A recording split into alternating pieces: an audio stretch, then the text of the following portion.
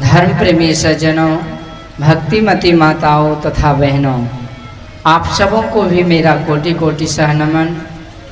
गुरु महाराज की असीम अनुकंपा से के नगर प्रखंड का ये मासिक अधिवेशन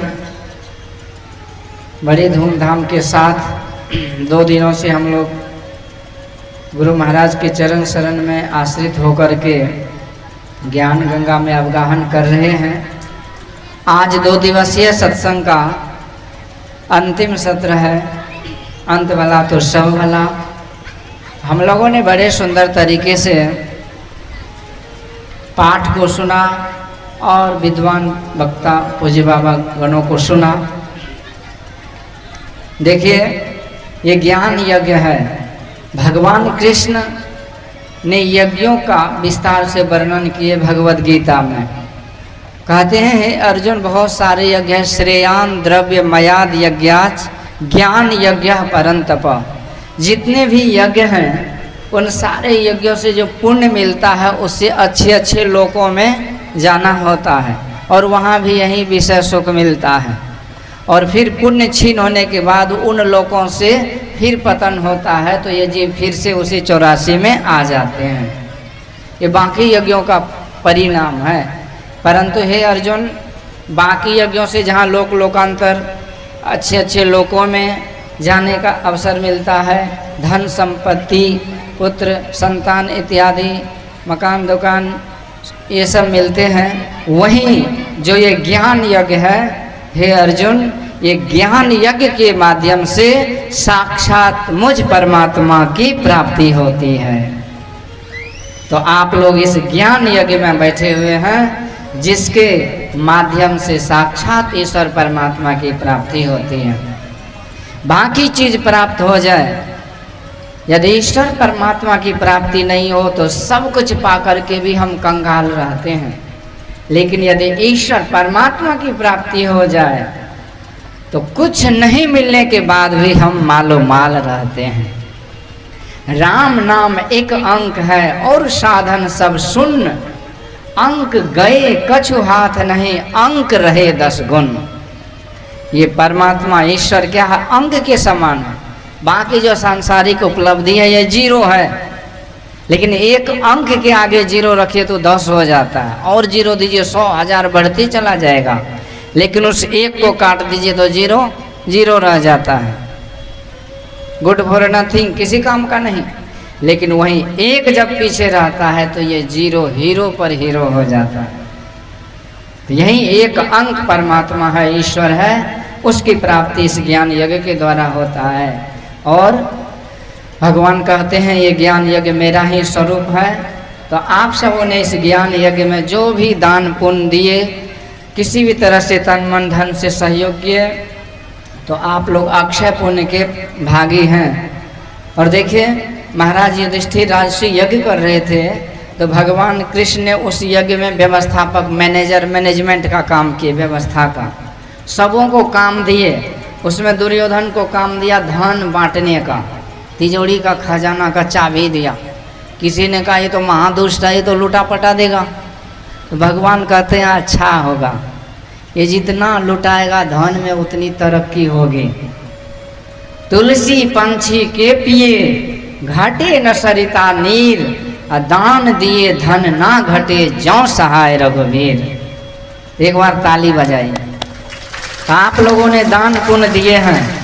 लक्ष्मी महारानी की धन इसी तरह बरसती रहेगी, जैसे ताली की गड़गड़ाहट हो रही ना, ऐसे धन बरसती रहेगी। आपके जीवन में कभी अन्न धन की कमी नहीं होगी। जग का मालिक जगदीश है, तो यज्ञ नारायण प्रभु की आप लोगों ने ये दान पुण्य धन दे करके सेवा किए।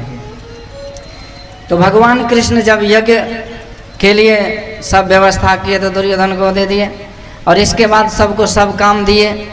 परंतु भगवान स्वयं कौन सा काम लिए कि जो भी अतिथि आएंगे मैं उसका स्वागत करूंगा, उसको मैं भोजन प्रसाद परोस के खिलाऊंगा, और इसके बाद में उसका चरण भी पखारूंगा, और इसके बाद जो भोजन प्रसाद के बाद जो पत्तल होगा उस जूठन को मैं साफ करूंगा। कहने का अभिप्राय ये है कि जो यज्ञ होता है उसमें साक्षात भगवान का ही स्वरूप होता है। भगवान का आशीर्वाद, ईश्वर का आशीर्वाद, गुरु की कृपा होती है उसके द्वारा। तो आप लोगों ने बड़े ही पुण्य का कार्य किए। आप लोगों ने जो कुछ भी दिए, ये दान रूपी कर्म आपको कभी गरीबी नहीं आने देगी जीवन में। एक बलि था, एक जन्म में वो बहुत जुआरी शराबी प्रवृत्ति का था। तो उन्होंने चोरी चपाटी करके लाया था कुछ धन। किसी संत ने कहा, रे मूर्ख, तुम थोड़ी समय के बाद मर जाओगे, ये धन का क्या करोगे, जाते जाते कुछ कर दो। तो उन्होंने जाके मंदिर में वो धन का दान कर दिए। इसके बाद वो मर गए। धर्मराज के पास पहुंचा जमलोक, उसे हाजिर किया गया दरबार में धर्मराज के सामने। तो धर्मराज ने जमदूतों से कहा, इसकी वही खाता खोल के दिखाओ, इन्होंने कौन सा पाप कर्म किया, कौन सा पुण्य किया। अभी जो हम लोग कर रहे हैं ये सब का हिसाब किताब लिखा जा रहा है, सीसीटीवी लगा हुआ है।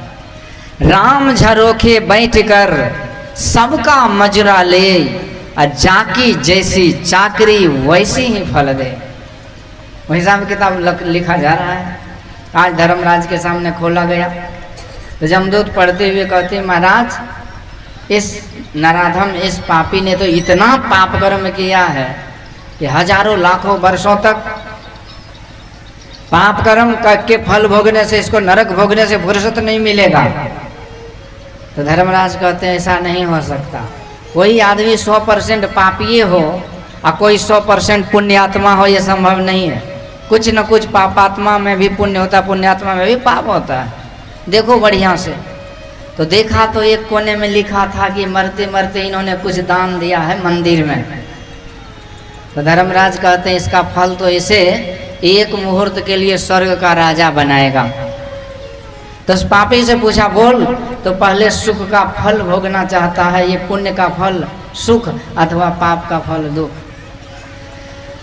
तो उस व्यक्ति ने कहा, महाराज, मुझे तो अनंत काल तक पाप ही भोगना है नरक में, लेकिन जो सुख है उसका थोड़ा सा स्वाद चख लूं। मुझे आप सुख के लिए ही स्वर्ग का राजा थोड़ी देर के लिए बना दो। ऐसा ही हुआ, वो पापात्मा को स्वर्ग का राजा बना दिया गया। और राजा है तो सारा कमांड, सारा अधिकार, सारा पावर उसके हाथ में आ गया ना।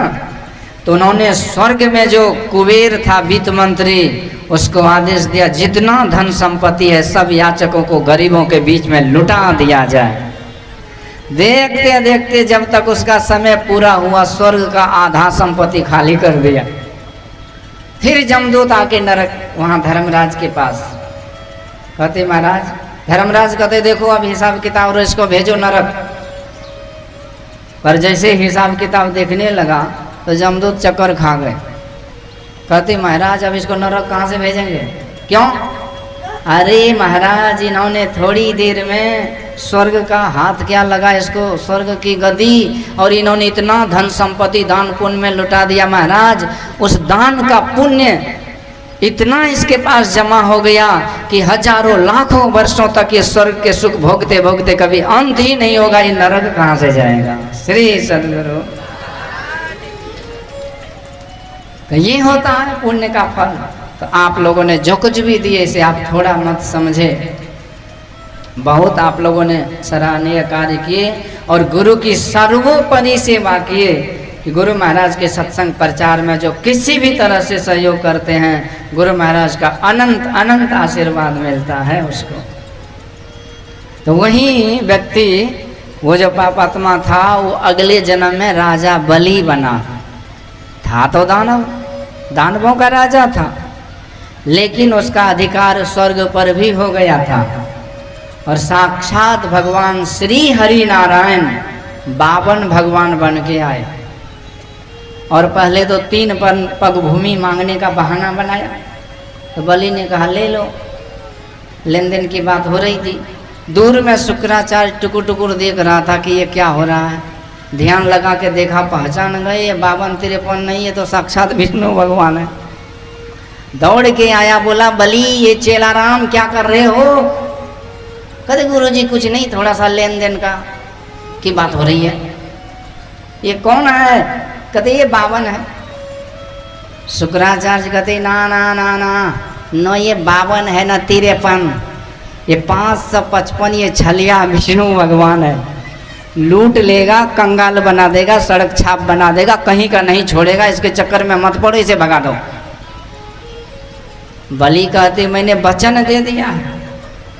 गुरुजी कहते वचन दे दिया, आजकल कौन वचन का पालन करता है? बोलो बाद में आएगा, अब बाद में तुम बोलना कि हम भूल गए। हटाओ इसको, पिंड छोड़ो उससे।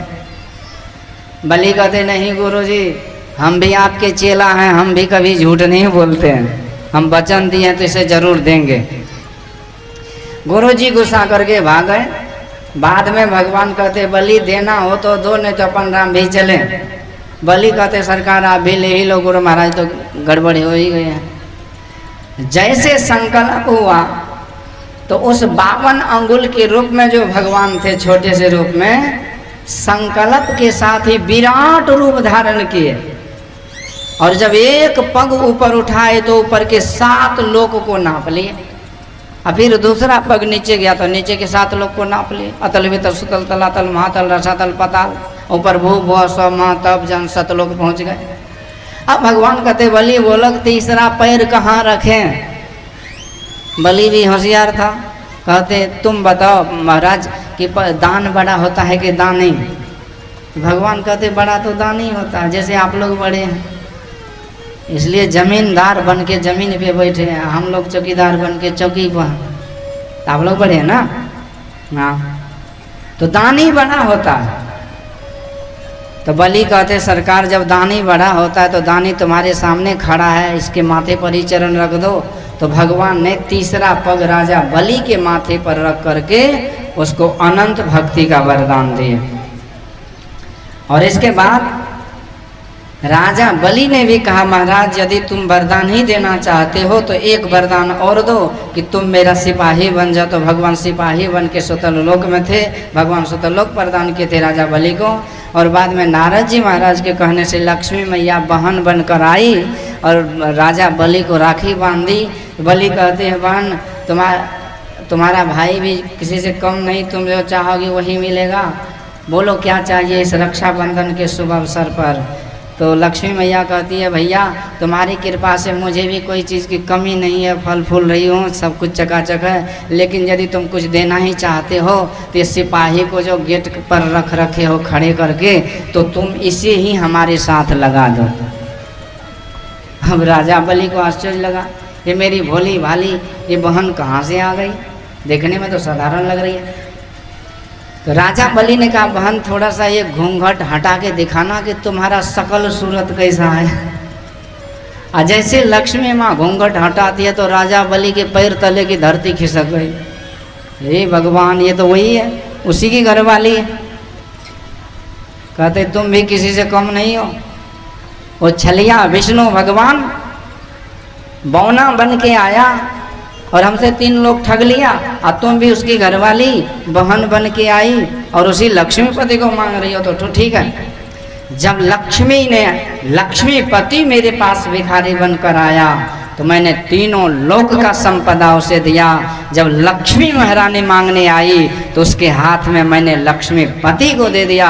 मुझसे बड़ा दानी कोई हो नहीं सकता। श्री सद्गुरु। तो भगवान ने भी वरदान दिया कि हाँ भक्तराज मैं भी तुझे वचन देता हूँ कि आज से जो भी दान होगा वो दान बलिदान कहलाएगा। तो आप लोगों ने इसी तरह का पुण्य का काम किए, तो आप लोग अपने भाग्य की सराहना कीजिए और खुशी से रहिए और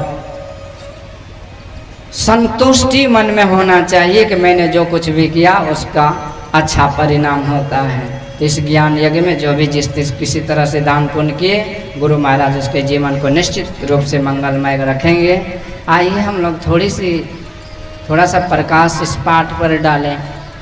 भगवान आज पत्ते के बिछौना पर तमसा नदी के तट पर जब सोए हुए हैं तो उनके अनन्य भक्ति निषाद जी को बड़ा विषाद हुआ, क्योंकि भगवान के ये बड़े भोले भाले भक्त थे।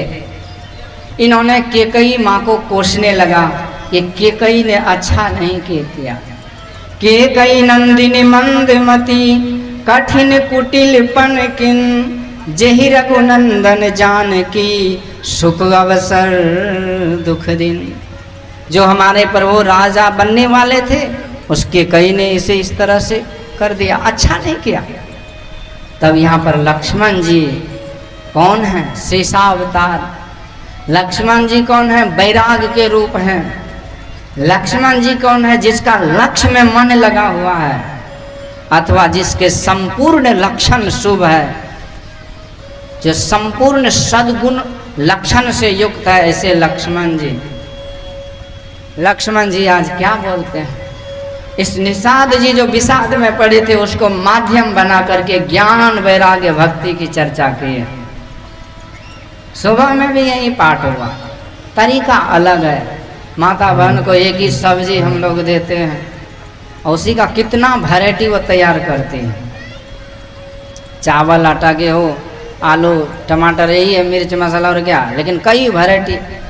तो बात वही है। लेकिन आज लक्ष्मण जी अलग तरीके से, बड़े सुंदर तरीके से यहाँ पर संवाद निषाद जी के साथ हुआ। लक्ष्मण जी कहते हैं, भाई बोले लखन मधुर मृदुबानी अज्ञान वैराग भगति रस सानी। लक्ष्मण जी मधुर मृदु भाषा में आज सुंदर उपदेश दे रहे हैं ज्ञान वैराग्य भक्ति की बात। तो पहली बोली में ही ज्ञान छिपा हुआ है, मधुर मृदु वाणी। तो देखिए सत्संग में उपदेश दिया जाता है, ठीक है। उपदेश माने कि नहीं माने ये श्रोताओं पर निर्भर है। आप टेंशन में रहिए कि रिलैक्स में रहिए, उसे कोई फर्क नहीं पड़ता, उसकी मर्जी है माने कि नहीं माने। इसलिए हमेशा मीठी और मधुर भाषा में ज्ञान उपदेश की चर्चा होनी चाहिए। कहा जाता है कि यदि सत्य वचन भी कटुता से बोला जाता है, कड़वी भाषा में बोला जाता है, तो वह भी अधर्म है। तो मीठी वाणी ये क्या है? वशीकरण है ये। तुलसी मीठे बचन ते सुख उपजत चहु और। अब वशीकरण यह मंत्र है, तज दे वचन कठोर। तो बोली बढ़िया बोलना चाहिए। लक्ष्मण जी बोल रहे हैं, बोली तो अनमोल है, बोल सके तो बोल, ये तराजू तौल के तब मुख बाहर खोल। मधुर भाषा में, मृदु भाषा में लक्ष्मण जी सुंदर तरीके से आज उपदेश कर रहे हैं, ज्ञान वैराग्य और भक्ति की बात सुना रहे हैं। और कहते हैं आगे कि हे भाई सुनो, तुम के कई माँ के दोष क्यों दे रहे हो? के कई मैया कौन सा गलत काम किया? यदि आज के कई मैया ने त्याग तपस्या नहीं की रहती तो आज ये संसार का कल्याण कैसे होता? क्योंकि रावण, कुंभकर्ण, मेघनाद पूरी दुनिया में तबाही मचा रखा था। ये खरदूषण, ये साधु महात्माओं को मार मार करके खा खा करके उसके हड्डी का पहाड़ लगा दिया था। बेकसूर सत्संग प्रवचन करते, किसका क्या बिगाड़ते, लेकिन उसी को खा करके उसके हड्डी का ढेर लगाने। तो ऐसे ऐसे निश्चर सब थे, पूरी दुनिया में तबाही तीनों लोक में मचा रखा था। लेकिन कैकेयी मैया ने उस प्रभु को जंगल भेज करके बड़ा मंगलमय कार्य किए। एक बार जब भगवान बाल्याकाल में थे ना, तो भगवान अपने गोद में मैया कैकेयी भगवान को खिला रहे थे। मैया कैकेयी खिला रही थी भगवान को, और अचानक भगवान कहती, माँ तुम्हें तो 4 पुत्र है, तुम सच सच बताना कि सबसे ज़्यादा प्यारा पुत्र तुम्हें कौन लगता है, भरत, शत्रुघ्न, लक्ष्मण या मैं? तो कैकेयी मैया बोली कि बेटा राम, तुमसे बढ़ के तो कोई नहीं है, तुम तो प्राण के समान प्यारे हो। तो भगवान कहते ठीक है माँ, तो तुम एक वचन मुझे दे सकती हो? कैकेयी मैया बोली बेटा वचन क्या, तू बोलो तो मैं तुम्हें अपना प्राण दे दूं, तुम्हारे लिए मैं सर्वस्व त्याग कर सकती हूँ। भगवान कहते नहीं माँ, तुम वचन दो कि तुम मुझे 14 वर्षों के लिए जंगल को भेजोगे। ये बात जब कैकेयी मैया सुनी तो मूर्छित हो गई। बड़ी देर के बाद मूर्छा आई तो आंख से आंसू डब डब करके बहने लगे। सिसक सिसक कर रोते हुए कहती है, बेटा राम, मैं जानती हूँ कि तुम जो मांग रहे हो उसे पूरा करने में मैं ऐसी कलंकिनी हो जाऊंगी ये कलंक का काजल मेरे मुंह पर ऐसे लगेगा कि जन्म जन्मांतर तक ये कभी नहीं मिटेगा। मैं अपजस अपकीर्ति और निंदा के पात्र बनूंगे, लेकिन मैं वचन देती हूँ कि मैं अपने राम की खुशी के लिए ये सब दुख को झेलने को तैयार हूँ। मैं तुझे वचन दिया कि मैं तुझे 14 वर्षों के लिए जंगल भेजूंगी। यही भगवान मोह पर करई विशेष स्नेही, अब मैं कर प्रीति परीक्षा ले। सब भगवान कहते हैं कि कैकेयी मैया मुझ पर विशेष स्नेह करती है। सुनु जननी सोई सुत बड़ भागी, अजय पितु मातु बचन अनुरागी। ये भगवान मैया कैकेयी को जननी कहते हैं। जननी किसे कहा जाता है? जो जन्म देती है। कैकेयी मैया जन्म देते हैं। जन्म से क्या होता है? कर्म से होता है। कैकेयी मैया ने कर्म दिया। आज भगवान को जंगल भेजकर संसार के कल्याण के लिए भेज दी। तो कहने का अभिप्राय कि दोष किसका है? कैकेयी मैया का थोड़ी। इसलिए उसे दोष मत लगाओ। हे भाई, यहाँ कोई किसी को सुख दुख देने वाला नहीं है। जीव अपने कर्मों का फल भोगता है। यहाँ कौन बोल रहे हैं? लक्ष्मण जी। एक स्थान पर भगवान क्या कहते हैं कि मैं ही कर्म का फल देता हूँ। गीता में क्या कहते हैं? कर्मण्येवाधिकारस्ते माँ फलेषु कदाचन। फल की इच्छा मत करो, तुम केवल कर्म करो, फल तो मैं दूंगा। आप कमाते हैं, नौकरी करते हैं किसी के अंडर में, क्या कहते हैं कि पैसा हमको दो, कि पैसा देना उसका काम है। आपका काम करना है, इसलिए अच्छा काम को करो। Do what is to be done and don't do what is not to be done. In order to know the do's and don'ts, you must attend the satsang. Only in the satsang, through the satsang, do's and don'ts type of knowledge you can achieve, you can gain. कहते हैं क्या करने योग्य कर्म है उसको करिए, क्या नहीं करने योग्य कर्म है, क्या विषय और क्या विधि और क्या निषेध है इसको जानिए, और विधि को करिए, निषेध को निषेध करिए। तो कहने का मतलब फल नहीं मिलेगा, फल कोई देने वाला नहीं है। अपने कर्मों का फल भोगना पड़ता है, लेकिन फल तो भगवान देते हैं।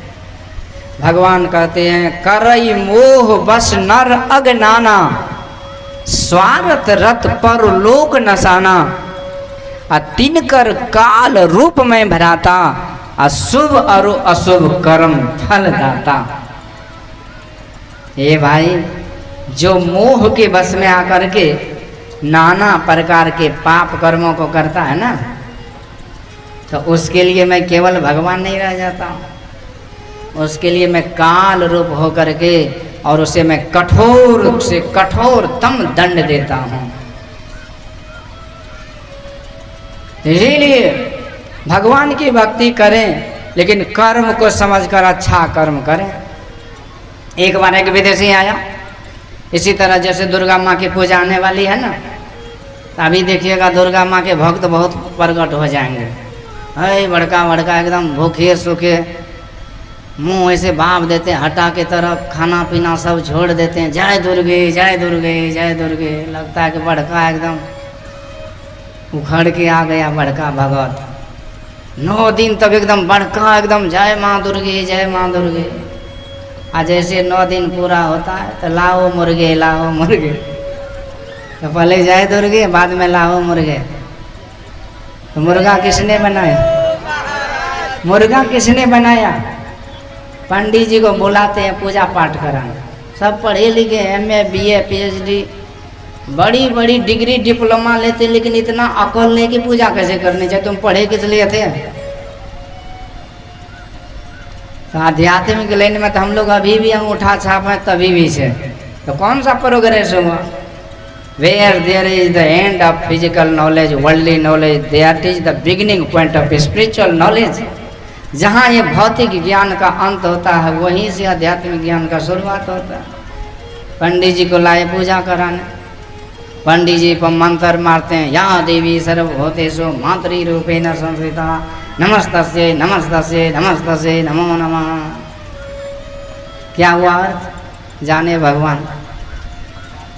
ये माँ के रूप में देवी मातृ रूपेण संस्थिता या देवी सर्वभूतेषु, सब जीव में माँ के रूप में ये स्थित है। शक्ति रूपेण संस्थिता, सब जीव में शक्ति के रूप में है ये देवी माँ। सब जीव में विद्या के रूप में, यानी आपके पास जो विद्या है, शक्ति है, ममता है, दया है, प्राण है, तो सब कुछ वह देवी माँ ही है। तो हर जीव में वो देवी माँ है, अर्थात सब जीव उसी देवी माँ के संतान है। लेकिन हम उस देवी माँ के सामने जबे किए जा रहे हैं, कहते दुर्गा माँ के बड़े के पूजा रहे हैं। तो ऐसे के लिए क्या करेंगे माता जी? आशीर्वाद देंगे। कितना आदमी वही मांस कोच को जो है ना आशीर्वाद प्रसाद समझ के लेके भागते हैं। पंडित जी को मूड़ा छोड़ देते हैं, टंगड़ी लेके भाग जाते हैं। लो, तो कहने का मतलब है कि वो पंडित जी तो जाएगा ही, लेकिन तुम्हारे 7 पीढ़ी को नरके में लेके पटकेगा। हरई शिष्य धन शोक न हरई, असो गुरु घोर नरक मह परई। इसीलिए यदि नरक जयपंथी गाड़ी पर चढ़ना हो तभी उधर जाइए, समझे ना? नहीं तो ये दुर्गा माँ की सब संतान है, उसकी संतान की हत्या उसके सामने नहीं कीजिए, कभी आशीर्वाद नहीं मिलेगा। एक माता पिता को सबसे बड़ा दुख क्या है? दुख कैसे होता है? जब उसके संतान को कोई कष्ट पहुंचा दे, इस माता पिता के लिए सबसे बड़ा सजा है। और हम लोग वही कर रहे हैं और कहते बड़का पूजा रहे हैं। तो इसलिए ऐसा नहीं करें, नहीं तो कोई बचाने वाला नहीं। एक बार एक विदेशी आया, दुर्गा माँ की मूर्ति को देखा और देखा कि सब हाथ में हथियार है। तो विदेशी ने कहा, I think in Hinduism all the gods and goddesses, all of them are violence. They do the violence, nothing else. Because see, all of them are holding weapons. For what? For doing the violence. Why they are doing so? विदेशी ने कहा कि भगवान सब इतने हथियार रखे हैं, ये लड़ाई झगड़ा मारकाट करने के लिए क्यों रखे हैं? मैं बोला, मूर्ख, तुमको हथियार सूझ रहा है और ये स्वस्ति मुद्रा नहीं सूझ रहा है क्या? माता रानी अष्टभुजा धारिणी है, सब हाथ में हथियार है, लेकिन एक हाथ में स्वस्ति मुद्रा भी है। मैं बोला, those who are doing sin, committing पापा, for them goddesses holding the weapons, but for those who are doing prayer, puja and following the instructions, for them all the way goddesses giving the blessings. वह व्यक्ति जो पाप कर्मों को करता है उसके लिए माता रानी ये हथियार रखती है, और जो वैष्णव होकर के भक्ति भजन करते हैं उसके लिए सदैव माता रानी का आशीर्वाद रहता है। श्री सद्गुरु। तो हम लोगों को ढंग से पूजा करना चाहिए।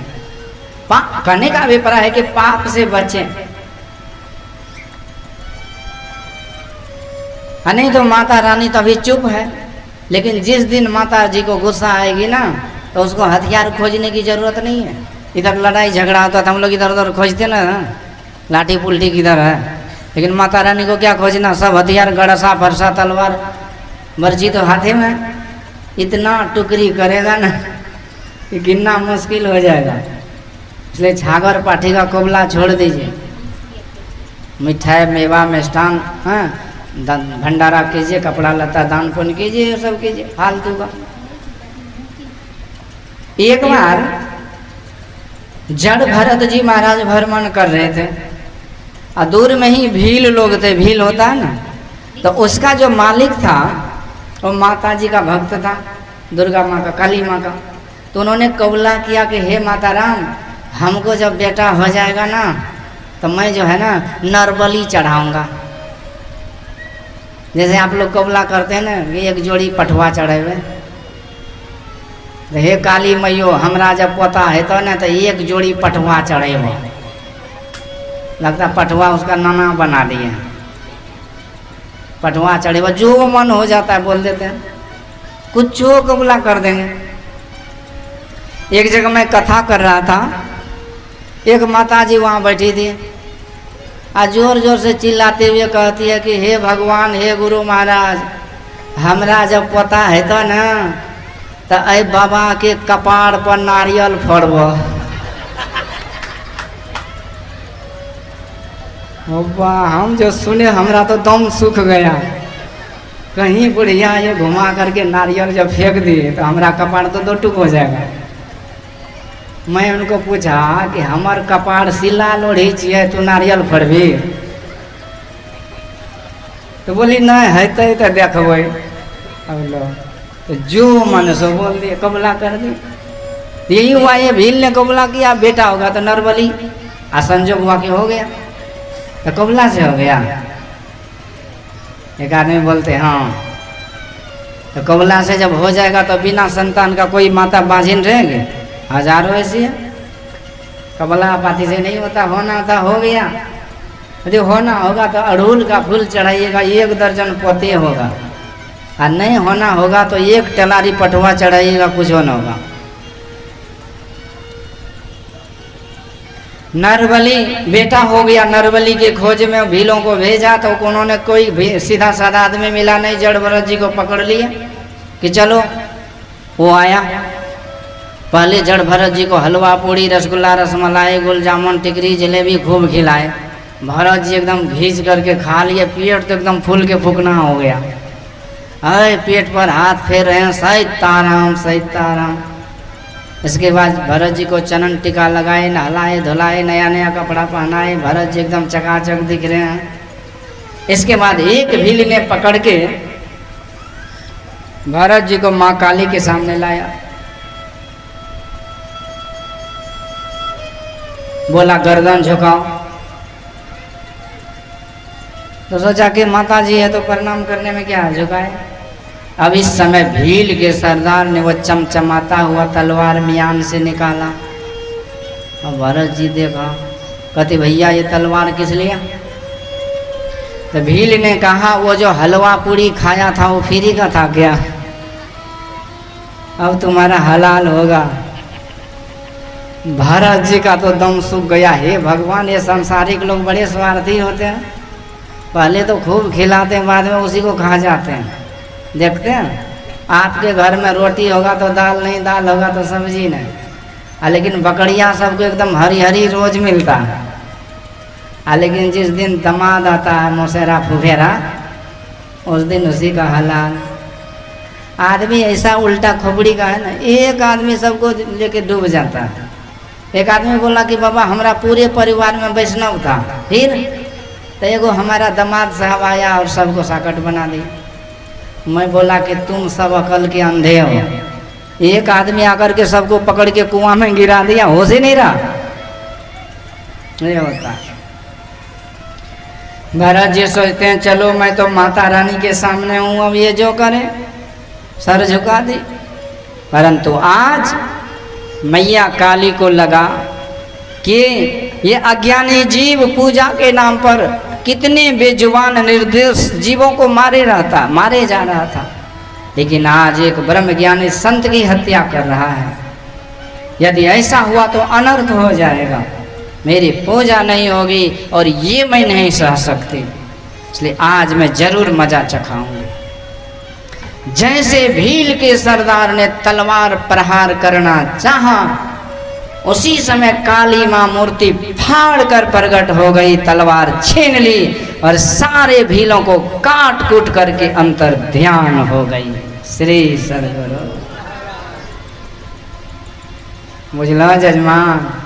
हाँ, ये भील लोग भक्त थे ना, लेकिन गर्दन हलाल हुआ ना, इसलिए खुरफाती खोपड़ी वाला खुरफाती काम नहीं कीजिए, किसी जीव की हत्या नहीं कीजिए। इस पाप कर्म का फल जीव के बदले में जीव देना पड़ेगा। खुश खाना है खिचड़ी, नहीं पराए लोन, हम मांस पराया खाए के गला कटावे कौन। तो कहने का अभिप्राय यह है कि कर्म का फल हम लोगों को भोगना पड़ता है। यही लक्ष्मण जी कहते हैं भाई, कोई किसी को सुख दुख, क्या भगवान तो सुख दुख देते हैं, लेकिन सुख का फल, पुण्य का जो शुभ कर्म होता है उसका फल सुख होता है, जो पाप कर अशुभ कर्म पाप कर्म होता है उसका फल दुख होता है। सदैव हम सुख चाहते हैं तो पुण्य कीजिए, लेकिन दिन रात पाप करेंगे सुख चाहेंगे होगा? करे बुराई सुख चाहे, कहो जो पावे कोई, रोपे पेड़ बबूल का आम कहाँते हो। इसलिए पुण्य कर्म को करते रहिए। पाप कर्म क्या है? पाप कहते, लेकिन पाप को संतों ने स्पष्ट नहीं किए, पर हमारे गुरु महाराज ने सुंदर तरीके से स्पष्ट कर दिए। पाप कर्म 5 होते हैं, झूठ, चोरी, नशा, हिंसा, व्यभिचार। तो देखिए झूठ नहीं बोलना चाहिए, परंतु झूठ की गहराई में जाएंगे तो झूठ में फूट होता है। सती मैया ने झूठ बोल दी थी। सती मैया भोले बाबा के संग में थी, अर्धांगिनी थी, लेकिन पूरे परिवार में फूट हो गया, परिवार उजड़ गया। जल पे सरस बिकाए, देखा हूँ प्रीति की रीत भली, बिलंग हो तरस जाए, परत खटाई कपट है। तो खटाई, झूठ रूपी खटाई, ये कपट होने से एकता में नहीं, एकता चली जाती है। चोरी है, चोरी नहीं करनी चाहिए। नशा, हिंसा, व्यभिचार, इस तरह से 5 महापाप से हम लोगों को बचते हुए पुण्य कर्मों में सत्संग, भजन, दान, पुण्य, धर्म कर्म करते हुए, और इस तरह से जो पाप कर्म हो गया है उसके प्रायश्चित के लिए सदैव हम लोगों को सत्संग भजन करना चाहिए। इसी के माध्यम से हम पाप कर्मों से बच सकते हैं। तो पहला जगह है कि हम सत्संग करें। सत्संग रूपी गंगा में नहाने से भी पाप धुलता है, और विशेष रूप से जाप से भी पाप मिटता है, नरक जाने से हम बचते हैं। अजामिल पाप आत्मा था, बहुत सारा पाप कर्मों को करता था, लेकिन एक दिन संत का दर्शन हुआ तो संत ने जाते जाते अजामिल की घरवाली को बोला, बेटी यदि तुम्हारे घर कोई बेटा का जन्म हो तो उसका नाम मेरे मालिक के नाम पे रख देना। तो उनको बेटा हुआ तो उसका नाम उन्होंने अजामिल ने नारायण रखा। तो बेटा का नाम नारायण हुआ, और छोटा बेटा था, प्यार से दुलार से अजामिल सदैव नारायण नारायण पुकारता रहता था। और इस तरह से जमदूत एक दिन आया अजामिल को नरक ले जाने। उन्होंने बेटा को पुकारा, बेटा नारायण बचाओ बचाओ। बेटा लौटा था नहीं, लेकिन नारायण नाम काम कर गया।